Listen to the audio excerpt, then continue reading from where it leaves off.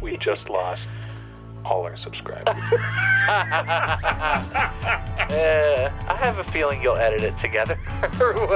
It's going to be 3 minutes long.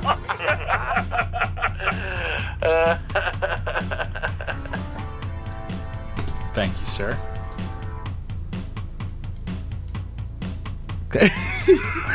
It's a bit anticlimactic. But Yeah, sorry about I that. was going to make a sound effect and everything. And you want to do a little Sunset Grill on Laserdisc. Look at that. Lori Singer. Sealed intro? Not for long. anally. Look at how good you are at that. Damn, dude. Good job. Thank you. Skills. It's almost like I've done this a time or two. Right? Ooh, nice. Paper sleeve. Much better. Paper sleeve with the plastic liner, too. Yeah. Better. Spare no expense. Oh, gorgeous. Man. No rot or anything. Looking good. Well, most Laserdisc rot you can't visibly see. Unless it's on a DiscoVision disc. Then it's got gunk all over it. Well, it looks good. Good job. Lori Thank you. Singer. So she was in Footloose, right? That's where I recognize her from? Yes. Yes. Got it. Nice. I'm excited. Once again, have not seen anything on this. I've not watched a trailer or nothing. For sale only. Correct. You can't Yo. rent this. Don't even try and rent that. Yeah. Don't even try. You got to pony up the full $39.98 for this unrated thriller. God damn, $39.98. Yep. Wow. That's a standard retail price So for it's- the time period. Yeah. I mean, it's just crazy because that's like more expensive than like a 4K steelbook right now. Correct. And in whatever.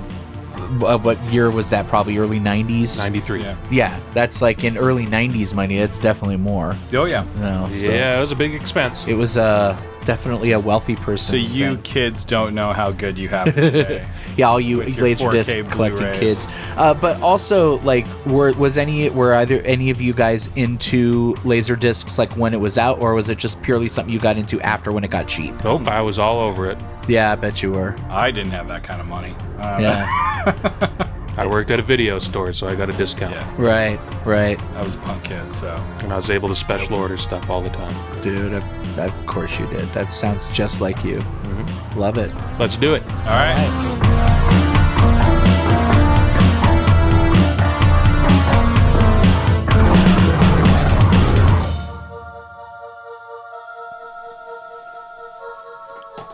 So, of course, as you guys are sitting here, I had to make sure that I got my shot of Maker's Mark. Give me a Maker's Mark up double and a beer back. We watched Sunset Grill. Grill. It shrunk. Yes. What happened to it? Somebody put it in the wash. Okay, fine. So what what happened is I stumbled across this, and I don't know. And I've said this before. Once you start going down the rabbit hole of the movies that we've already watched, things just start popping up, and this thing popped up somewheres within all that deep dirge. So then I start to look to see if it's on YouTube, if it's on Prime, if it's on Hulu, any of those services, Amazon, to see if I can get a physical copy, because generally that's what I like to prefer to do. And this I got off of Amazon, so it's still out there, it's still available. You can watch it on YouTube, but it's still available, in physical copy. Then, after this arrived, I don't know, I got like a bug up my butt or something, and I said, I wonder if it's available on Laserdisc. And lo and behold, the few listings that were there had that sealed copy that we watched tonight. Right. Then, as I was doing a little bit of IMDb-ing, there are two different versions, alternate versions of the film. The rated R version, which was a theatrical release, and then the unrated version. And I was curious, because there's not really much of a differentiation between the cover art from the Laserdisc to the DVD, except for the rating down at the bottom of the DVD says rated R. The one on the Laserdisc says unrated. And then, Sean, as you pointed out, it says at the top of Deleted the DVD. unrated footage as a bonus feature. Yeah, so it's just a bonus feature. So the Laserdisc version has it integrated in, and this is like just, hey, here's some Right. deleted scenes. Okay. Right. So, yeah, I was wondering why we were watching Laserdisc as opposed to just watching the DVD. Now I know. Awesome. Interestingly, that was they're just- both Image, too. I mean, it's the same distributor. Yeah. This is a 2003 release on DVD. And they are the same Wow. once you release the Laserdisc, so you'd think they would have the same source. Yeah. I guess not. I'm curious what the running time is on this. Let's see, it's on here. Hour 20, maybe? Well, yeah, I'm curious. Actually, I can't find it on here. 104 minutes. So that's the same running time as like IMDb has listed. I'm curious what the running time on the Laserdisc was. Maybe it'll just magically appear here or something. But wow, dang. There it is. What? How'd that happen? I was too God, shocked missing the for phone jazz screen. heads. Yeah, I fucked all that It's up. magic. But seriously, did we look at the time though? Let's see. I want to look at the time real quick here. If we can find it. 105 minutes. Straight up an extra minute. 1 minute. And Crazy. you think it's all Laurie Singer's sex scene? No, I think it's the other girl. Here, I'll put that right there. There, beautiful. From the opening? Yeah, I don't know. I didn't want this one because there's too much glare. Oh, yeah, okay. Yeah, I like it. Because this has a cellophane on it, Smart but I want to keep decision. it because I like that. Smart decision. I dig it. All right, there we go. Good stuff. Josh, give us our plot synopsis for Oh, Sunset God, Grill. do I have to? Yeah. It's your role. Is that Ryder Hart is a disgraced Thank you. ex-cop who is now low-rent private investigator. His estranged wife, Anita, runs the Sunset Grill and is now involved with Jeff, a police detective who used to work with Ryder. When Anita is found brutally murdered, Ryder and Jeff team up to find her killer. Case appears to be related to an immigrant who worked at the... I don't even want to read the rest of this. Yeah, no. I mean, it's I would say it's kind of like a noir-ish. Oh, it's very noir. You know, it's very noir. It's a LA movie about East LA. East LA specifically. But yeah, about a guy who's like a private detective, real burnout kind of a guy. And he is, essentially kind of trying to solve the murder of his ex-wife. I didn't get that. I didn't understand that she Yeah, was his murdered. wife got killed. Yeah, right. Which was said multiple times. We missed the opportunity to do a "they killed my wife" count. You're right. The thing that we did have a count on were broken bottles. Yeah. There's a lot of broken bottles.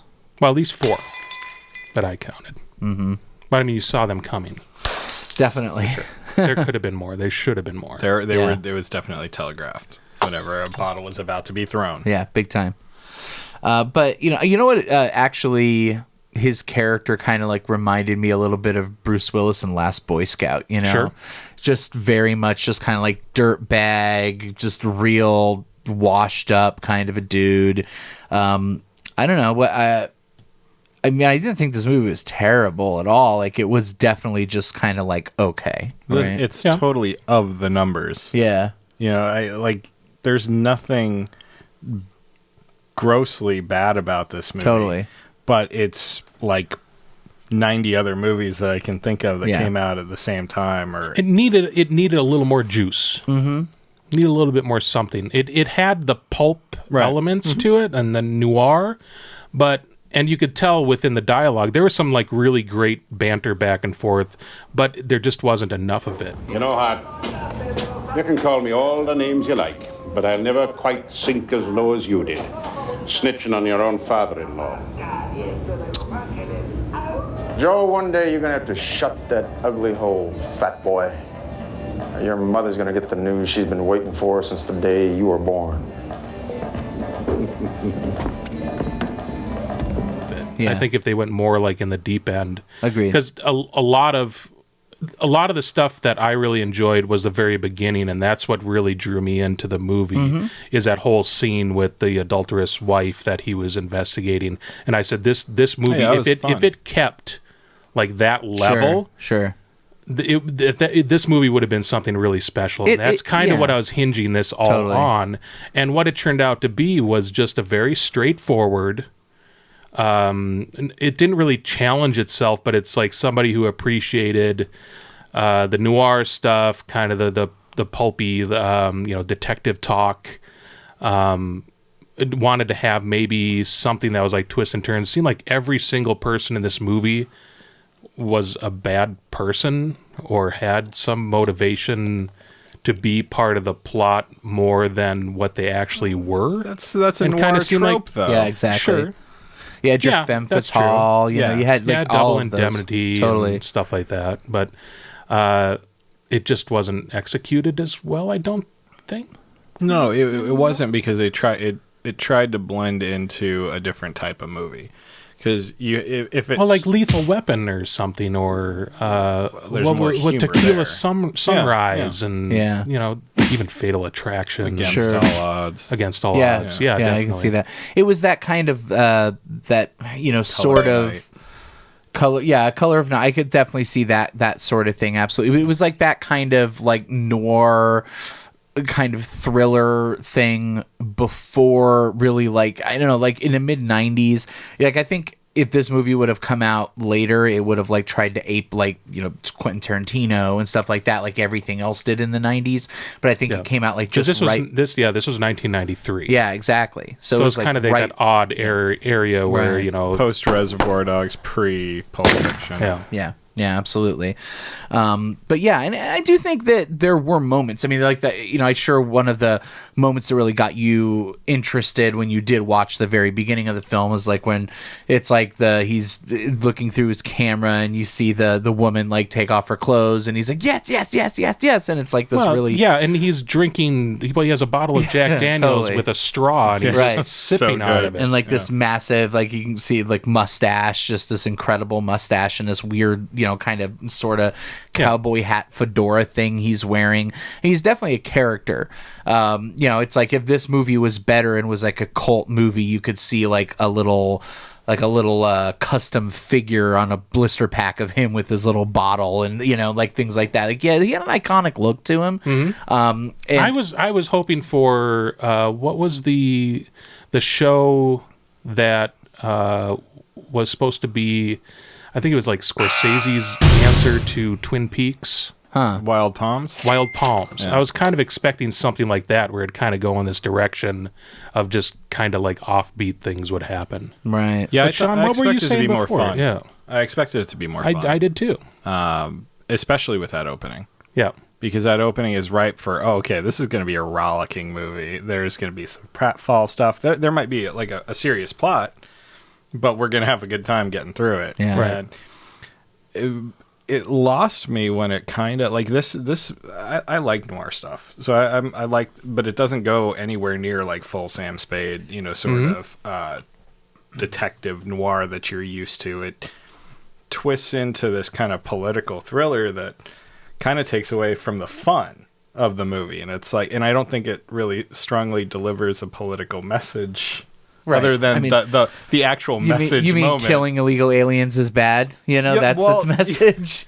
Ultimately, topical. Right? Yeah. Very exactly. topical. Some things never change, but but I mean that's it, right? It's not it's not really saying much other than, hey, don't be a complete freaking supervillain and murder illegal aliens for their hearts and their brains and stuff, which I guess we should say, for, I don't know. I mean, we do these things like spoilerific, like whatever, like, you're probably not that's gonna just watch a given. Yeah. But like that's the general plot of especially the film. this, you can watch it right now on YouTube. I don't know if it's unrated or not, but you should watch it.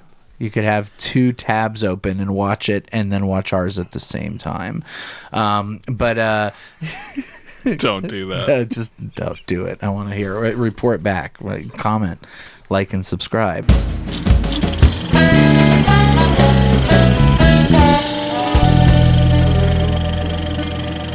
But it's like basically the idea is that all these people are disappearing, these illegal immigrants, and it turns out that they're basically being harvested. Their organs are being harvested. And that's kind of the main mystery and plot.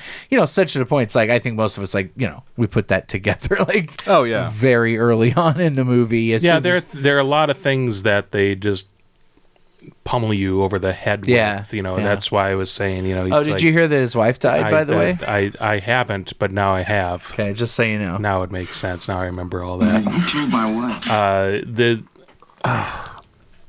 The other thing that maybe I wish would have saved this movie, and it kind of did, the only thing that really kept interest is the cast itself. So I figured, well, if it didn't have the momentum of that first 10 minutes, at least with like this cavalcade of these great actors, would carry it all the way through. It didn't. And So there who are are- great actors. Yeah. So what are our roll call here? Peter Weller. Peter Weller. Right. Peter Weller. Exactly. Peter John fucking Weller. Dag Nabbit Weller. John Rhys-Davies yes, is in this movie. John Rhys-Davies With a very confused accent. Yeah, I would say it's Doesn't really retain his it. version of a Irish accent. Stacy It was like- Keach. Well, it was like Irish Boston accent Yeah. at first. Right. Which Was he goes saying back caw? to English, Yeah. at random moments. Oh yeah, it was pretty bad. It was a pretty bad accent. What you fucking staring at? Put him in the car! Laurie Singer Right. from Footloose. Footloose. Shortcuts. Yep. Yeah. Most notably. Danny Trejo, Danny Trejo as young Mexican. Mexican. Yeah, exactly. Still looking like he's 65 years old. Yes. Right.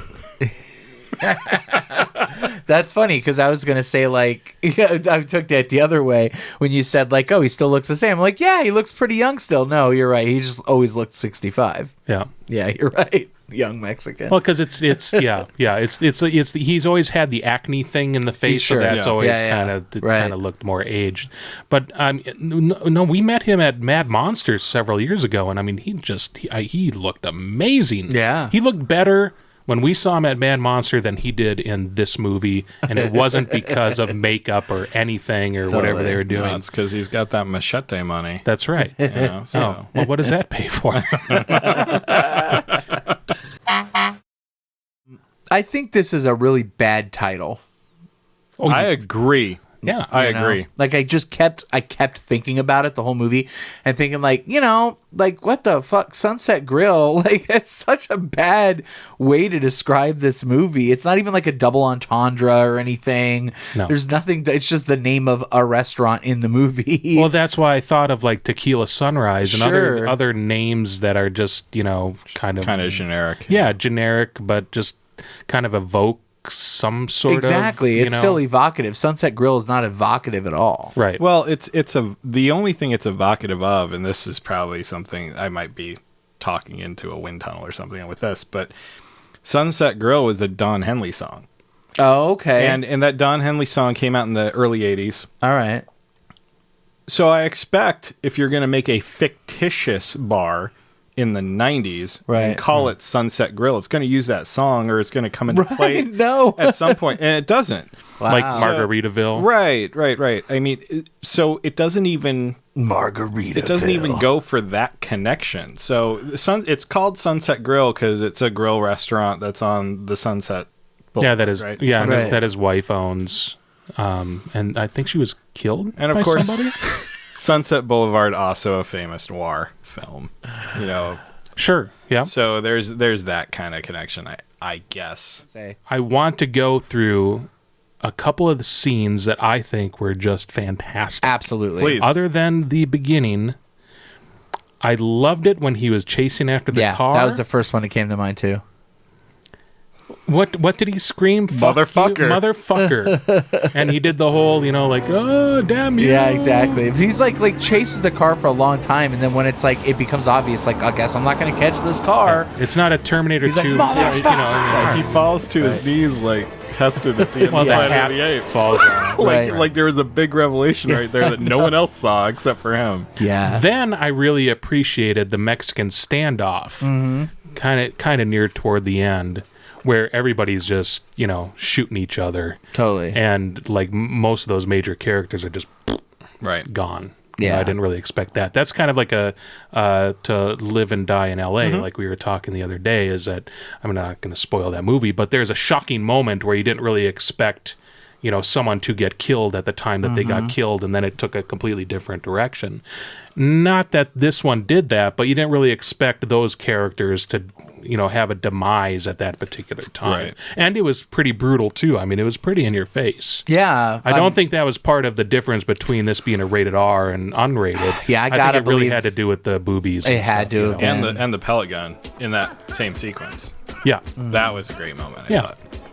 Yeah, totally. I think there was some good lines. There was some good, like, little, kind of hard-boiled-ish, kind of little detective-y lines. Like there was the one that I think you said about the Jose Cuervo, right? Yeah. Laurie Singers realizes that Alex Murphy is in her bedroom, and he goes, how did you notice that I was here? How'd you know I was here? Because he was quiet and in the dark. She's like, I really recognize that cologne, Jose Cuervo, or a nice cologne or something. Yeah. I miss that line. Cut that Which in brings there. up, like the Alex Murphy thing, is that when he was on the operating table, Yeah. that was like almost shot by shot. It just needed the RoboCop. effects, of the Right. computer screens and Yeah. everything. Yeah. Or, I mean, it was like reminding me more of when he's first going into the hospital. Yeah, exactly. Yeah, totally. Yeah. And I do want to say, I thought that like the guy played that bartender was like super good. Like he was only in the movie for a couple of scenes, but it's at the gun range. Yeah. One of my biggest pet peeves, and I don't know if I've said it on the show or not, but it's just like I can't stand bad extras. Like bad extras just drive me nuts. People that have like one line and they're just awful and it completely destroys the whole film. But I love it when you see somebody, it's like, look, this dude is like coming, he has like 2 lines in the whole movie and he's gonna really, really work to make them good. Like there is the part where basically, Peter Weller's like giving him some shit and he's like sitting at the bar, and he's like, do you have any of those little goldfish things? And he's like, no, we only have nuts, and just kind of we only serve. yeah, nuts. we only serve nuts. Actually, you got those little crunchy goldfish cracker cheese things? Sorry, sir. We only serve nuts. The bartender, he's become like the most fascinating character now. That he had like almost a full arc to a certain degree, because he learned from Peter Weller's character. Every time that he came in, he was ready for him. So he already knew what he wanted, even though Peter Weller would state that he wanted the doubles maker mark, he wanted the beer back, and then he wanted the coffee with the 2 cream or the sugar, whatever he was saying. But he was ready for it the next time and would have stuff out. But then the third time, he was like super on top of it. Right. And then was kind of having like this friendly banter where it's like, oh, now it's all understood. Now we're like buddies. Yeah. He seemed like a complete character. Totally. Yeah. It's still a way to make more of your role, and that's always a good thing to see. I mean, I think It's not like Ruth Buzzy when she came out as the gypsy tarot reader, palm reader, in that last my mom's a werewolf. Yeah.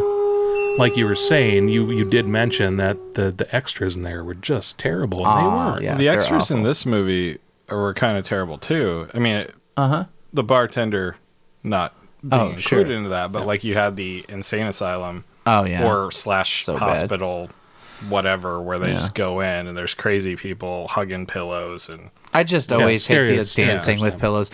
It's always like so offensive to me, or it's like when you have people that clearly are just making up as actors their, whatever their little mental disability is, or their, it's like, come on, it's like, it's one thing if like you have something like a One Flew Over the Cuckoo's Nest, where it's like research was done and these are all very good actors that I'm sure were like actually doing specific things, then when you're just like, oh, we're gonna point a camera and act crazy, it's like, it's definitely a problem for sure. Well, and they shoved them all in one room, and or one little hallway. Right. The crazies kind of run the show in that room. I mean, so it'd be one thing if you want to have this stereotypical scene, if you had stereotypical doctors and people addressing them at the same time. Right. This is just, just... Well, they were obviously incompetent because one of you mentioned it's like, well, who's watching the front desk? Right. And I did like the part, and unless I read this wrong, that when he does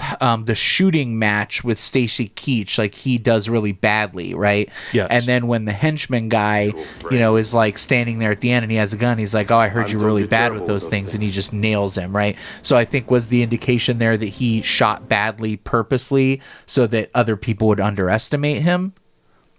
Am I reading that correctly? I honestly don't know, because I thought he shot the target. He just had like one bullet that was off mark. Right. Is that what it was? That's what I thought. Okay. And so they kind of gave him crap about it, because at the beginning of the movie, he's shooting like in a straight line, like straight up. Yeah. But that was with the pellet gun.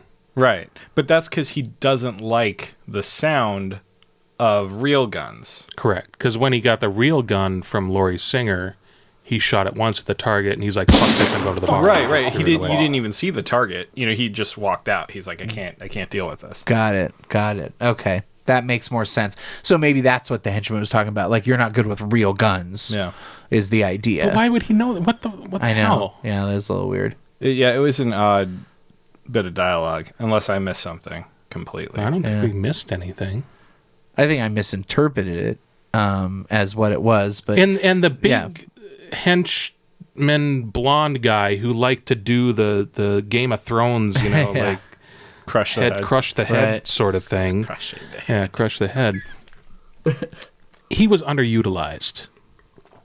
Yeah. He only showed up like 2 times in the film. That guy was fine. He wasn't a great actor, but he had a presence. He was like a Dolph Lundgren. He's white Dolph Lundgren. Yeah. With more articulate dialogue. Yeah.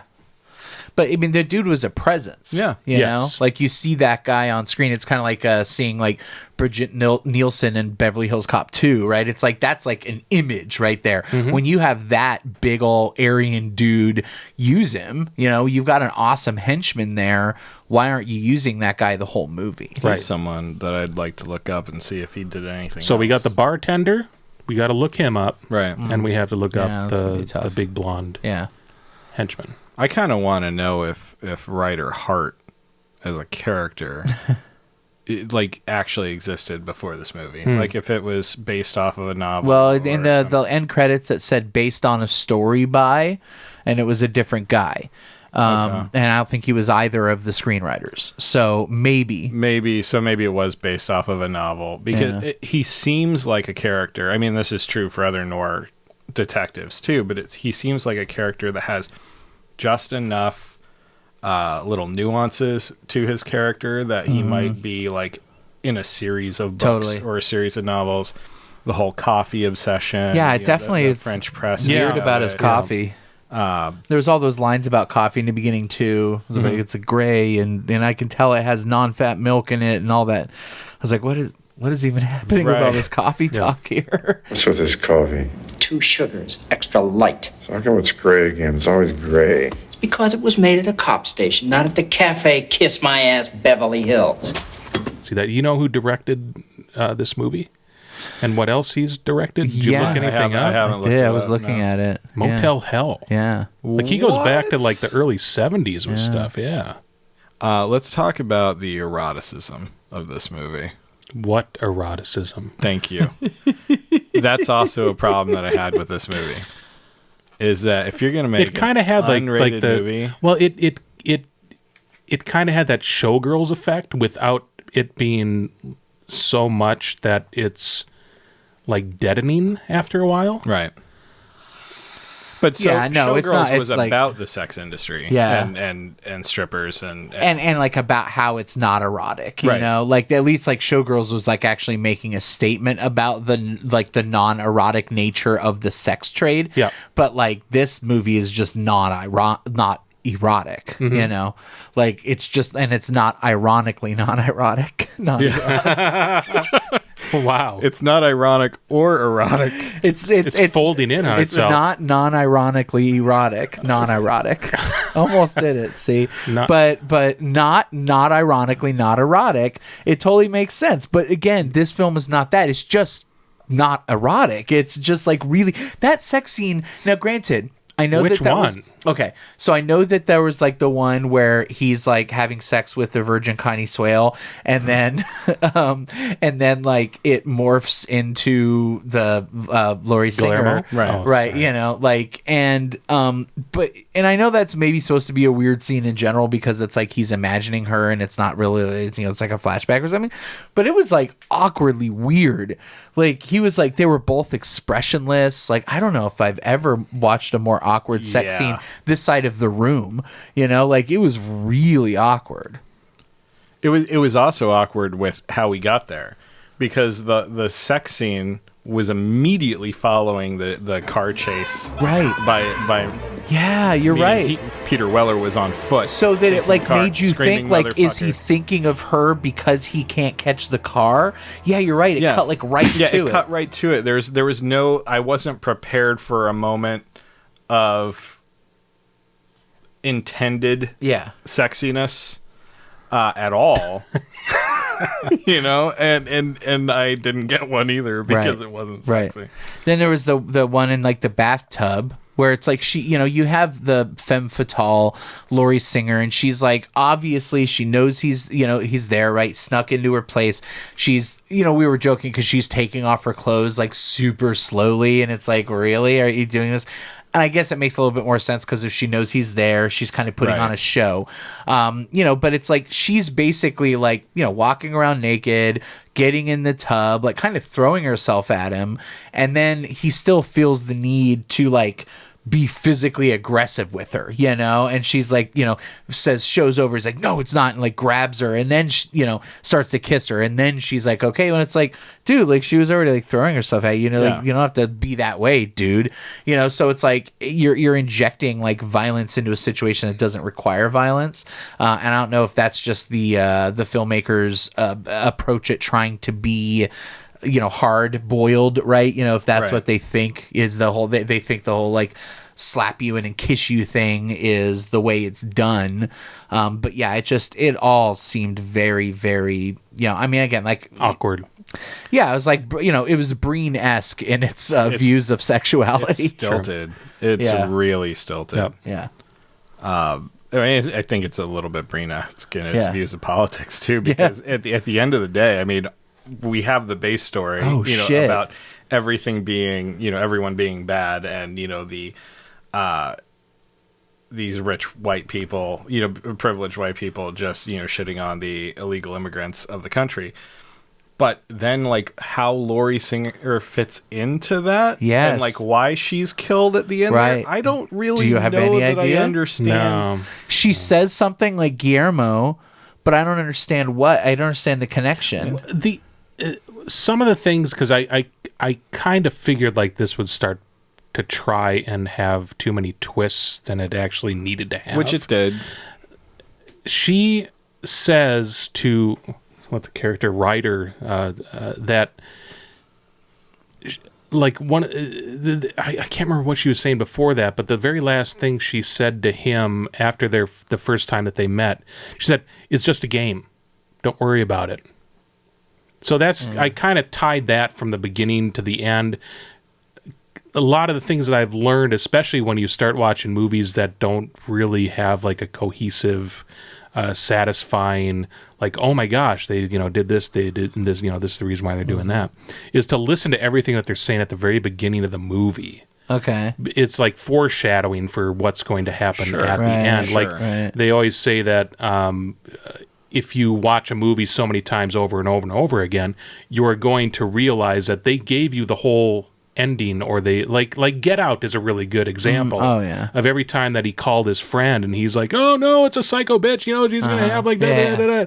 and, you know, we don't really listen to it, we're just kind of laughing at it, Right. but he beat for beat like figured out like what was happening or what was going to happen. And there's so many examples with other movies like that, but there are some examples in this where they were telling you like not Sex to trust not to trust everyone, you know, and this is just a game, you know, and this is what's going to happen.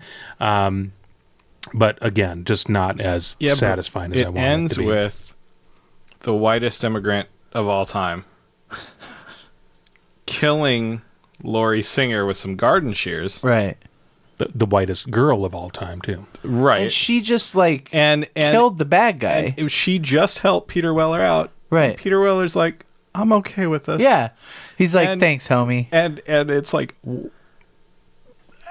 he just stabbed her in the chest with garden shears. They're all bad. They're all on the people. take. Right. Right. I do. This is like, I just put it together. This is like pass through, basically. It's just like pass through. Well, yeah. No, every bit at the end when Stacy Keach is talking, I just kept wanting to go, isn't that corrupt? Isn't that betraying the public's trust? Right. Exactly. Yeah. Well, and I knew something was up when like Peter Weller just went to shoot Stacy Keach. Oh yeah.